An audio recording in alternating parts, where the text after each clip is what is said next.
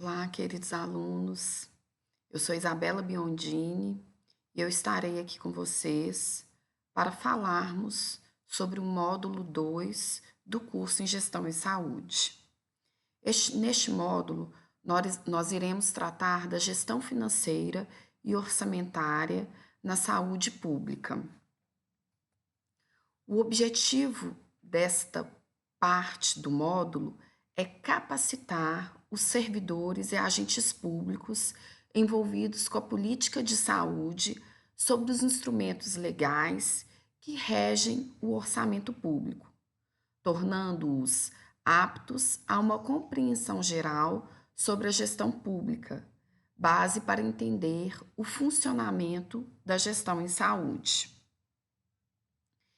Este módulo ele está dividido em 2 e-books, mas para a nossa estruturação, né, de forma mais didática, nós faremos 4 videoaulas para tratar de toda essa temática do módulo.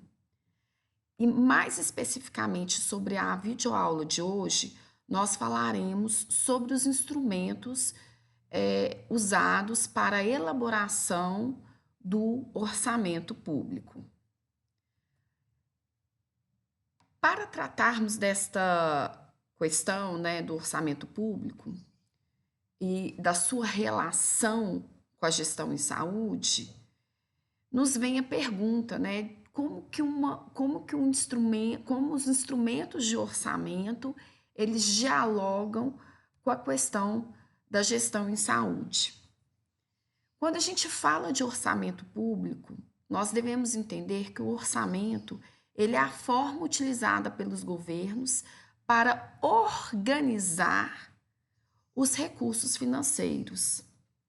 Então, todas as atividades, né, todas as ações que são desempenhadas pelos governos, elas estão estruturadas dentro do orçamento.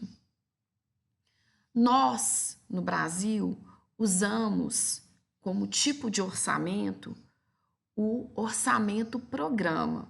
O que significa isso? Significa que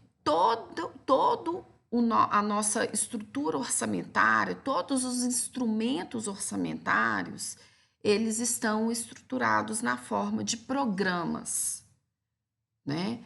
E o que são esses programas? Os programas são as políticas públicas traduzidas para uma linguagem técnica orçamentária. Então, a ligação entre os instrumentos de orçamento e a gestão da saúde é exatamente essa questão dos programas estabelecidos nesses instrumentos. Ok? Ficou claro para vocês? Os programas, eles surgem a partir das demandas da sociedade. Demandas que estão postas, que são explícitas, ou mesmo de demandas geradas a partir de problemas sociais que são encontrados. Então, os programas, eles vêm dar respostas, né, a essas demandas, a essas necessidades sociais que surgem, né, da própria realidade. Tá certo? Espero que vocês tenham entendido isso, para que a gente consiga avançar com muito sucesso para os próximos conceitos relacionados ao orçamento público. Então, nós temos hoje 3 principais instrumentos orçamentários, ok? Mas antes de falar propriamente desses instrumentos orçamentários, nós temos que falar de todo o escopo que trata do planejamento da saúde. Então, aos gestores da saúde, do setor da saúde, é destinado um papel importante e estratégico nos processos de planejamento, monitoramento e avaliação de ações e serviços de saúde, para assim participar efetivamente na produção dos avanços do SUS. E quais são esses instrumentos que vão permitir esse avanço? O primeiro instrumento é o Plano Estadual de Saúde. O segundo instrumento é o Programa Anual, é a Programação Anual da Saúde. O terceiro instrumento é o relatório detalhado do quadrimestre anterior. O quarto instrumento é o relatório anual de gestão. O quinto instrumento é o plano plurianual. O sexto instrumento é a Lei de Diretrizes Orçamentária e o sétimo instrumento é a Lei Orçamentária Anual, a LOA. Esses três últimos instrumentos são instrumentos da área orçamentária financeira, que vão dialogar com os outros quatro instrumentos anteriores que fazem parte desse escopo do planejamento da gestão da saúde. Ficou claro, pessoal?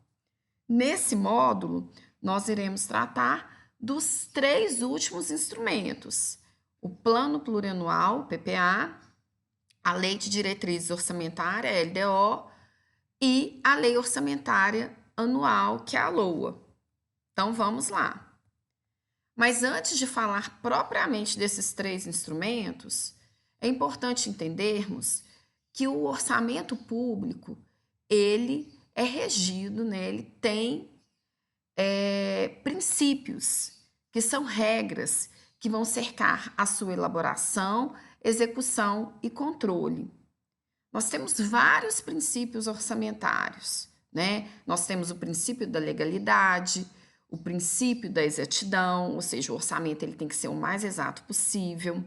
O princípio da publicidade, que a gente tem que publicar, né, o orçamento, né, deixá-lo de fácil acesso para toda a população. Nós temos o princípio do orçamento bruto, em que todas as receitas e todas as despesas devem ser mostradas nos seus valores brutos.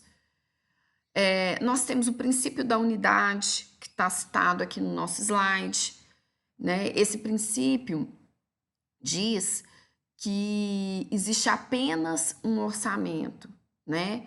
E que ele deve ser integrado de forma a se obter um retrato real das finanças públicas de um determinado ente, seja ele o municipal, o estadual ou mesmo federal.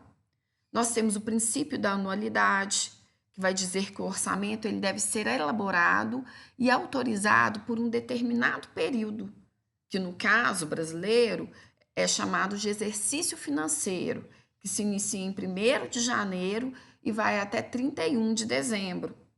Nós temos ainda o princípio da universalidade, que diz que o orçamento ele deve conter todas as receitas e todas as despesas do Estado, de forma a estar consolidado em um caixa único, ok? Então vamos falar agora um pouco mais sobre os instrumentos orçamentários. Como eu disse, nós temos três principais instrumentos orçamentários que foram definidos pela Constituição Federal de 1988, no artigo 165. E aí, neste artigo estão listados o PPA, Plano Plurianual, a Lei de Diretrizes Orçamentária, LDO, e a LOA, Lei Orçamentária Anual, tá? Então, todos os entes da federação, União, estados e municípios devem elaborar esses três instrumentos. Ficou claro? No entanto, Minas Gerais tem mais um instrumento que é muito importante, que é o nosso Plano Mineiro de Desenvolvimento Integrado. Esse Plano Mineiro de Desenvolvimento Integrado, ele foi trazido pela Constituição Estadual, no artigo 231. Então, ele é algo que é particular de Minas Gerais. Nós não vamos ter nada semelhante em outros estados, ou mesmo em municípios, ou mesmo na União, tá certo? Então, qual que é o papel do nosso PMDI, do nosso Plano Mineiro de Desenvolvimento Integrado? O PMDI, ele tem o papel, pessoal, de fazer o nosso planejamento estratégico. Ele vai traduzir aquilo que foi proposto pelo chefe do Poder Executivo, que foi eleito por toda a população. Então, o plano de governo que foi elaborado e que foi escolhido pela população mineira, ele vai ser traduzido em um instrumento legal, porque o nosso Plano Mineiro de Desenvolvimento Integrado, ele é uma lei, então ele vai ser traduzido para uma lei em forma de um planejamento estratégico de longo prazo. A nossa Constituição Estadual não estabelece um período de vigência mínimo para o PMDI. Então, essa informação vai deixar a ausência, né, dessa obrigatoriedade, vai deixar livre para que o próprio governante defina, no âmbito político, aquele período que vai ser mais adequado para a questão do PMDI. Ok?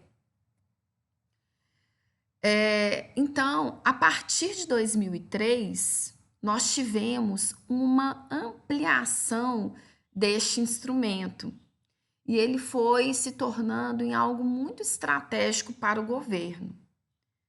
Ele passou a ser definido como um plano estratégico para a construção do futuro do Estado. Atualmente, o PMDI compõe-se de um conjunto de metas e diretrizes que fundamentam as ações do governo, compreendendo, dentre outros aspectos, o desenvolvimento socioeconômico dos municípios. Eu trouxe para vocês um exemplo de como está estruturada a questão da saúde no nosso Plano Mineiro de Desenvolvimento Integrado, 2019 a 2030, que é o PMDI mais atual, tá certo? Nós vamos poder perceber que nós temos objetivos, aqui eu destaquei o objetivo, proporcionar acesso a serviço de saúde de qualidade. Nós vamos ter alguns indicadores que vão ter o intuito de monitorar se nós estamos ou não caminhando para o alcance do objetivo colocado. E foram enumerados para esse objetivo, que é o objetivo 3 do PMDI, 4 indicadores. O primeiro é o percentual de internações por condições sensíveis à atenção primária. O segundo, taxa de resolvibilidade macro-regional. O terceiro, taxa de mortalidade infantil. E o quarto, taxa de mortalidade prematura, de 30 a 59 anos, pelo conjunto das 4 principais doenças crônicas não transmissíveis. Ok? Então, esses foram os 4 indicadores escolhidos pela administração pública estadual para fazer o acompanhamento deste objetivo. E aí, nós vamos ter um valor de referência, que foi aquele valor apurado, né, no momento inicial, ou seja, no momento em que o PMDI foi criado. E nós vamos ter aqui as metas que nós pretendemos alcançar para os próximos anos. Ok? Espero que com esse exemplo vocês tenham entendido a importância desses instrumentos de planejamento orçamentário para a gestão em saúde. Mas ainda a gente vai continuar falando mais um pouco aqui. Nós falamos agora do PMDI e agora nós vamos falar do PPA, do Plano Plurianual. Qual que é o papel do PPA? o papel do PPA é fazer a ligação do nosso PMDI com o nosso orçamento. Então, nós vamos pegar aquele objetivo que foi definido lá no PMDI e vamos traduzir aquele objetivo em programas, né? Que, como eu disse, são as políticas públicas. Então, nós vamos ter uma série de programas, uma série de políticas públicas que vão, né, dar a execução, que vão criar formas de executar ações para o alcance daquele objetivo que foi proposto, né, que foi colocado no nosso PMDI. Então, o PPA, ele vai ser um instrumento normatizador do planejamento de médio prazo e de definição das macro-orientações do governo, que são aquelas que estão presentes lá no PMDI. Essas macro-orientações são determinantes para o setor público, ou seja, tem um dever fazer, e são indicativas para o setor privado. E a LDO? Qual é o papel da LDO? O nosso segundo instrumento previsto lá na Constituição Federal. A LDO, ela vem organizar os objetivos do Plano Plurianual, de forma a traduzir, né, de forma a preparar o ambiente para a elaboração da LOA. A LDO, pessoal, ela é um instrumento tático do planejamento do governo. Ela tem um papel de intermediar os dois instrumentos que se encontram nas pontas, que é o PPA e a LOA, tá certo? Então, tudo aquilo que a administração pública necessita para a elaboração da LOA, né, e que não existe dentro do nosso ordenamento jurídico, ele vai ser criado dentro da LDO. Então, a LDO ela tem um papel muito técnico para a elaboração da LOA, tá certo? Então, a LDO, nela deve conter, entre outros tópicos, a previsão das despesas referentes ao plano de carreiras, cargos e salários dos servidores, o controle de custos e avaliação de resultados de programas desenvolvidos e as condições e exigências para transferências de recursos a entidades públicas e privadas. As diretrizes referidas pela lei realizam a conexão entre as metas de médio e longo prazo que vão estar previstas no PPA e no Plano Mineiro de Desenvolvimento Integrado e o formato orçamentário das ações prioritárias que serão elencadas na LOA, tá certo? Então, é esse o papel da LDO.